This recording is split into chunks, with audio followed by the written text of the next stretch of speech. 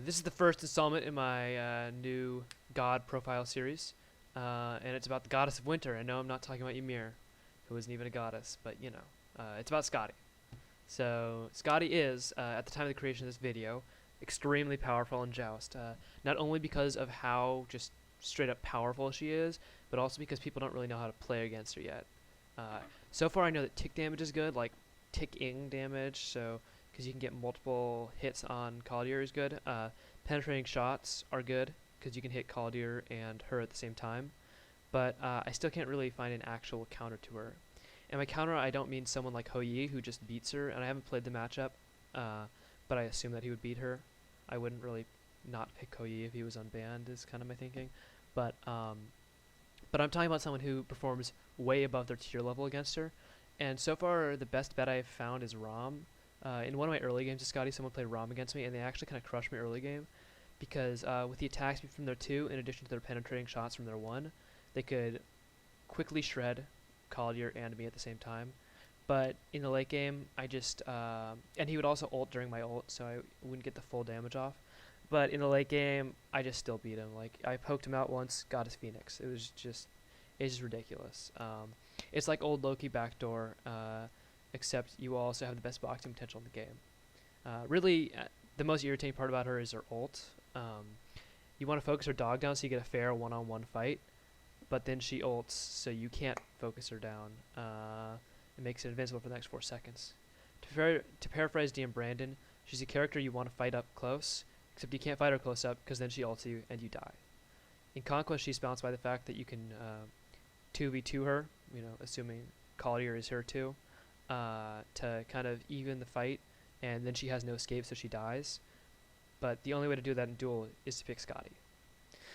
So enough complaining. I actually like her. I think it's kind of funny how broken she is. Let's talk about her strengths in more concrete terms. Okay, one is tower diving. She sends the dog after you to take tower aggro. It takes 4 shots to almost kill it, not quite kill it, so it doesn't take the tower aggro back. Then she ults, so it's immune, and then it's 5 more shots until it's dead. I think towers fire 1 shot per second, so that's 13 seconds of tower diving. Yeah.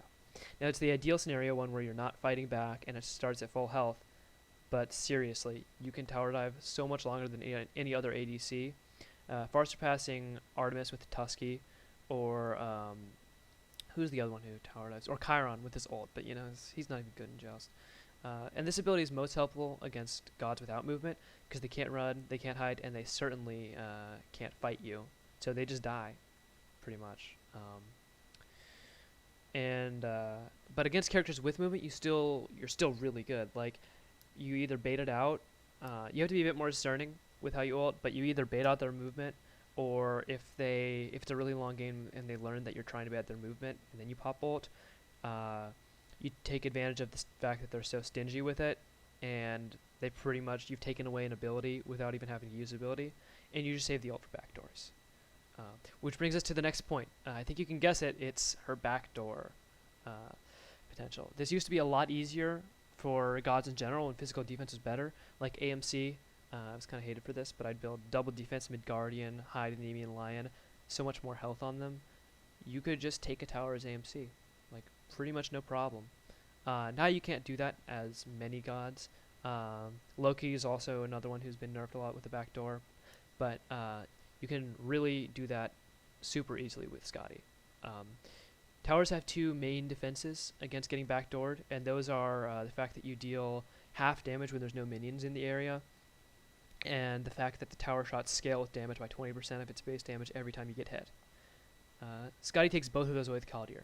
The first one is because Kaldir counts as a pet, or Kaldir counts as a pet, and so you get the double damage as from when there were no minions there, and it also tanks all the tower shots, so you don't have to deal with the scaling damage. And the scaling damage doesn't matter for him either, because he doesn't care whether it's a Kraken or a Kumbhakarna 2. Anything is going to deal the same amount of damage to him no matter what. So yeah, just like with tower diving, you can take the tower for 13 seconds, and then and then it just starts attacking you. You just keep it on the tower for 4 seconds while it's losing health slowly, 1 every 4 seconds. Then right before it takes the last hit, you ult. It's immune, gains full health. After the ult, which lasts 4 seconds, so 4 tower shots, it has 5 health, and it goes all the way down. 13 seconds. Like, you can't not take a tower in 13 seconds. You just hold down left click. If they get poked out with or die without you ulting them, the Phoenix is just done. It's really as simple as that. And third, again, has to do with Collier and her ult. You cannot box Skadi with Collier. You pretty much have to hope that Skadi is dumb like me and forgets about Collier and just leaves the aggro wand so you can pick him off easily. But if she's smart and only fights you, only sends Collier on you when she can provide support, you like, what can you do? Like, it's like a constant 1.5 times damage multiplier, or 2 times with the 1 applied, because that makes the dog deal double damage. The reason I say 1.5 times is because the dog deals 100% of your physical damage. Let me check that out. Just want to make sure it's not like 120% or something. 100% of your attack damage, but it has 50% of your attack speed. So that's a 1.5 times multiplier, but it deals double damage. So 200% of your attack damage per hit when you have the 1 applied.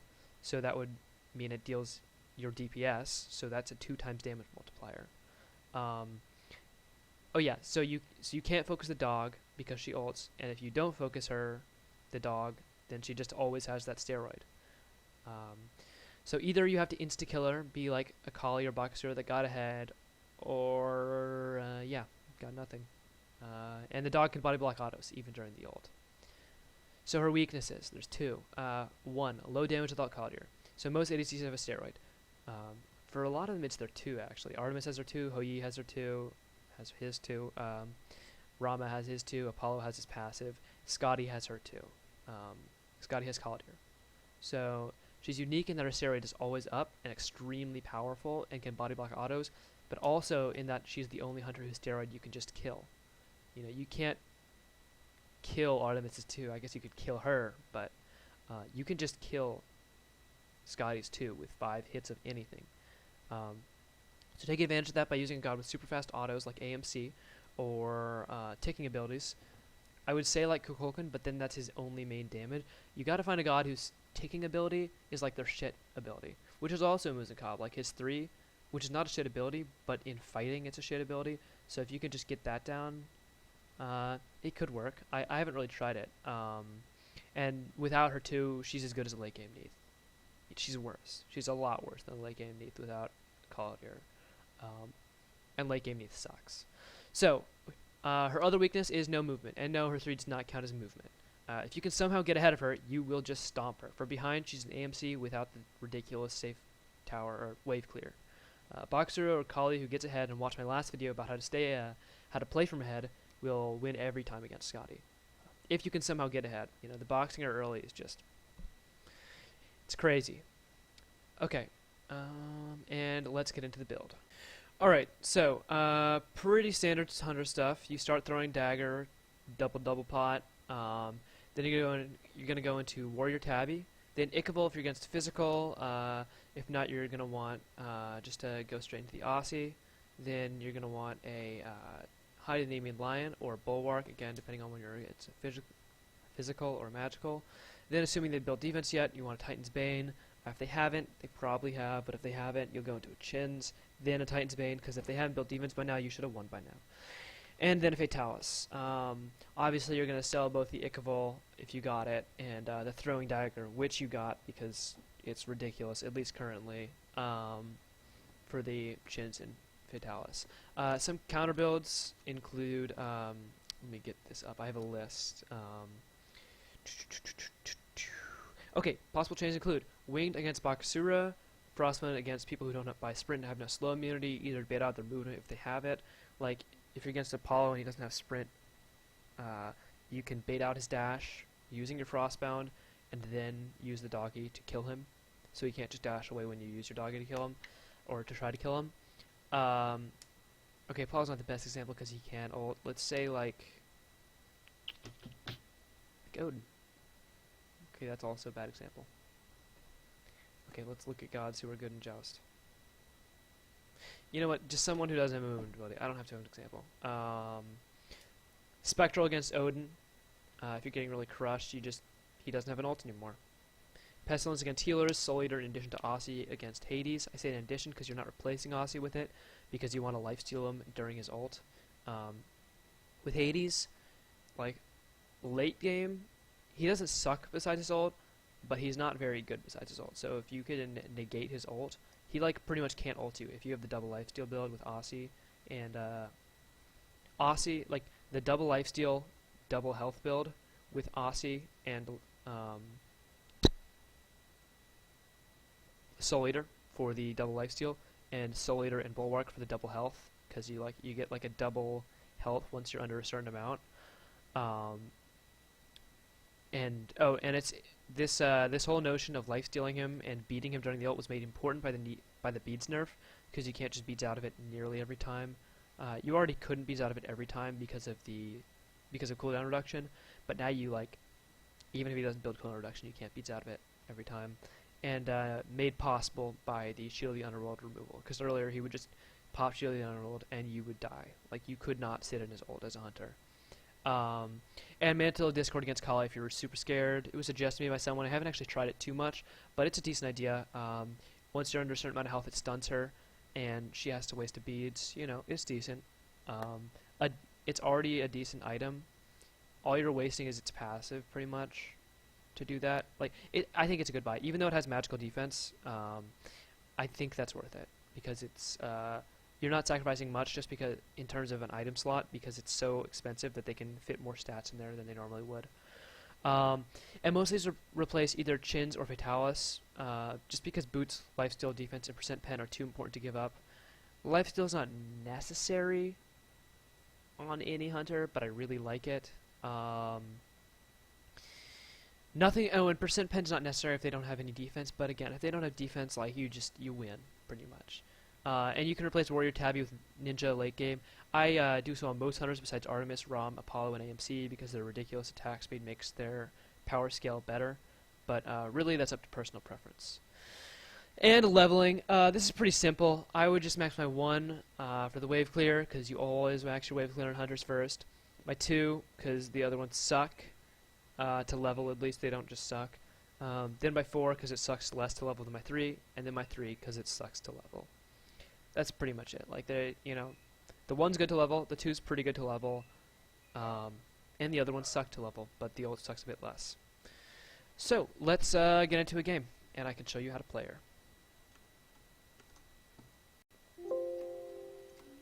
Okay. We are into the game. I chose to get Meditation here just because my default in an ADC versus ADC matchup where I don't know what to do. Thinking back, I think it was the right decision, especially because you got Sprint, so creeping would have sucked. Creeping's always a big risk because they can just get Sprint and then you don't have an active, pretty much. Because when you creeping and they Sprint, they definitely win because they get the speed buff for free, and although it's not exactly when they like it, you get nothing. Nothing. You get nothing out of weakening, except for the heal debuff, but like, who cares about that? Usually when you're using, it's not a bad thing, but usually when you're using it, you're not using it for the heal debuff, you're using it for the slow. We're just trading autos here. It's not good to do against an AMC because of his heal, but in this case, I decide that I can hit more autos than him, and I'm actually correct. He wasn't doing it well. He was just not hitting many. I was also trying to aggress and hit his high, but I realized he put it a bit too far under tower. And I wasn't about to take a tower shot for that. So yeah. Also, if I got a lucky crit, that would be hilarious. So he got Transcendence here, not a good pick. I'm, of course, using my 1 early to clear wave. That's what you should do. And my leveling right now is 1-1-2. I'm just going to pick off some small minions, get some XP for them. I have the feeling this is going to be a really passive match. And I choose to give that up because I think he might get it with his 2.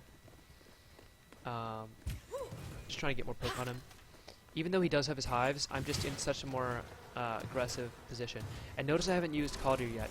He would have just... There's been no situation where I was close enough to use Caldir to do any decent damage. Because Caldir, he has his dash attack, but he doesn't always use it too well. So he'll just kind of flounder around sometimes and just get picked off. And there's also a slight delay from when you call him back. I'm just, poking him while he clears mini wave, grouping it up, so that the golden bow does more. But try not to take too much poke. I'm being pretty aggressive with everything I have, including mana, just because I really want to kill him when I'm level 5. Because that's really what you want to do, Skadi. And yeah, that's another thing you want to do. Just call off the Collier right before he goes into tower. I really want to take that hive, but I realize he's not going to let me. I use my meditation there just because I realized that we're going to stay here for a long time. That's something I do that I don't see many people do. They always want to save for the clutch situations. But if you're... I would use it... There's no other time in the game where I do that too often. But if it's really early on, and I can just tell that it's going to be a contest for the red buff, I'll do it. Why not? Lucky crit. Although not too lucky. It's a 10% crit chance I hit more than 10 on him, and that's my first crit. So, you know, I'll take it. Just getting another one of those. I'm not going to... I could have probably killed him there if I continued taking it and he came over. But I just didn't want to take the chance that he got it for free. So we're both out of potions. No, we're not. I take that back. I have 1 mana potion, and he has no potions. And my meditation's gonna... Okay, it's not gonna be up that soon.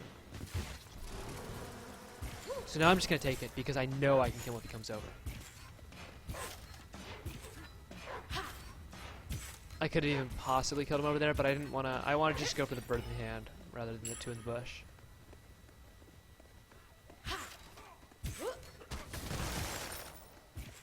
Here I could have considered going for the blue. I don't remember if I did, actually. No. Okay, I had to think for a second. just like here, I didn't know whether it was the correct decision or not. Thinking back to how powerful I was, so I'm actually not too experienced with Skadi. I just had a really good game and I wanted to show it off.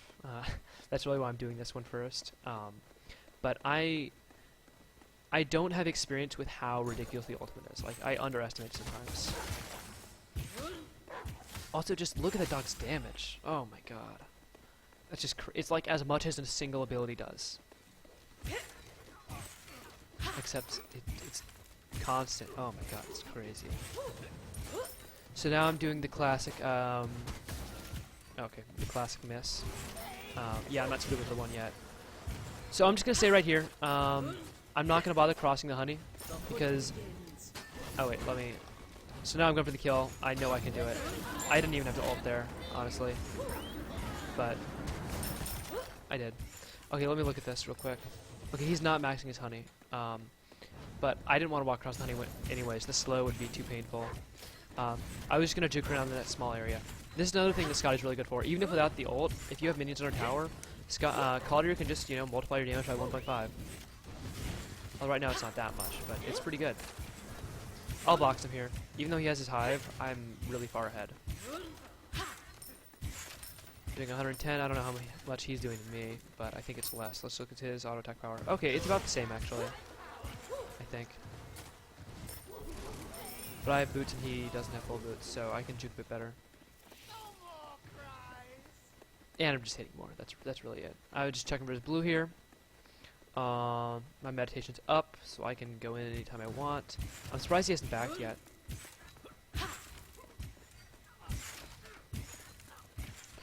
So again, it's really important to conserve Collier's health, because he's such a valuable resource. I was hoping he would be walking forward there. Again, you want to use the 3 when they're walking forward, because it makes them lock in that place. Yep. Easy kill. Just in the burst scenarios, and then I forgot about Collier a bit. In the burst scenarios, Collier is really good combined with the 1. That's really important. If you plan to go for a fight, don't use your 1 on the wave. Both because it's good damage, no matter what. It's like an on her impale. Sorry, let me make this more clear. It's not like an on her impale in terms of the damage, but it's still decent. The slow is nice too, but really the Collier damage is the ridiculous part about it. 100% increase. Getting the hive, why not? Hoping he was walking forward, but he wasn't. I don't have lifesteal yet, but I still know he can't fight me. Hive Ichabod, he just can't. No way. And I can go over this. I know he can't contest, and if he does, I'll kill him.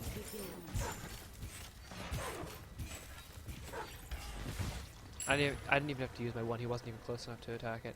So I'm lower health than him, but with my ult, I can just 100-0 him, pretty much.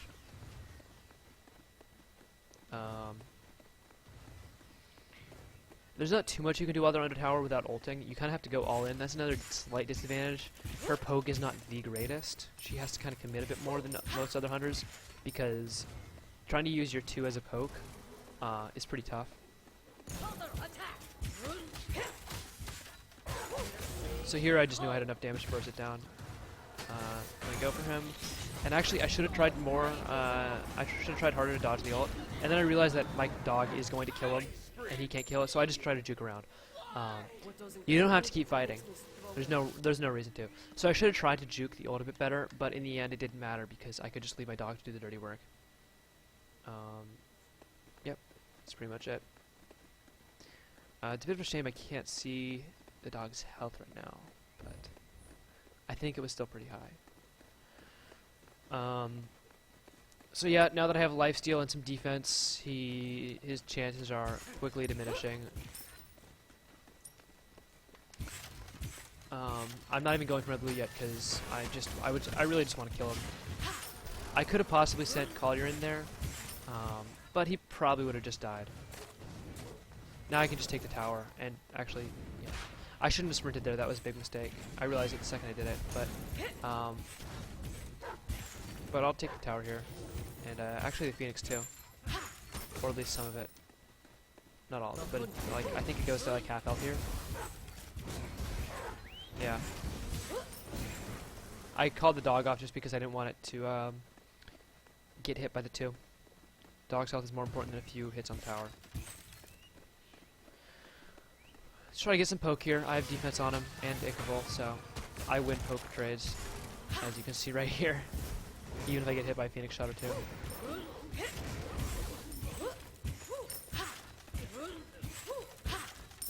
And my ult's up so I can just take the tower for free. And this is exactly what I described there. Hit it, ult, and then hit it. It's just like, oh, what can you do?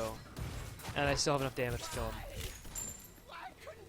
We're back here for the full hide, and also I don't remember. I think Titan's Bane is what I would get here, but maybe I don't have enough gold. Oh no, I'm going for Chins.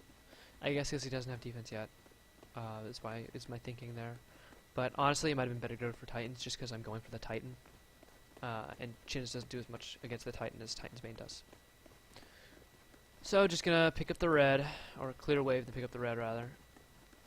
I'll go for the Titan. Usually the first kill on the Phoenix is not when you get the Titan. Usually, not always. So I try to just use that as a chance to catch up on farm a lot. Or not catch up on farm, but get even farther ahead. So here he's given up. He actually messaged me in a few seconds, like saying just finish it. So I obliged. It's not my Titan, it's his Titan. I don't know why. It's because I'm in spectator. For some reason the Titan was attacking it. I don't really know why. So I just finished it here. Pretty good game. The AMC Transcendence definitely helped me a bit, and also I don't agree with the Aussie pickup. But maybe it's because he was getting overrun, so that's possible. But anyways, this game really shows Skadi's strengths. It's against a character without much movement. And it's against someone, and it's a game where you snowball, and it's a game where you backdoor. Those are Caldier's, Skadi's, but really Caldier's main 3 strengths. So much more player damage. Did he get any structure? Oh, that's always fun when they get 0 structure damage. So yeah, that's pretty much all I have to say. And I already told you what my build would be in the video. Chins, Titans, Fatalis. I could get Frostbound. I actually might have gotten Frostbound in this one. And maybe even gotten Fatalis instead of Chins for a Frostalis build just because I was so far ahead.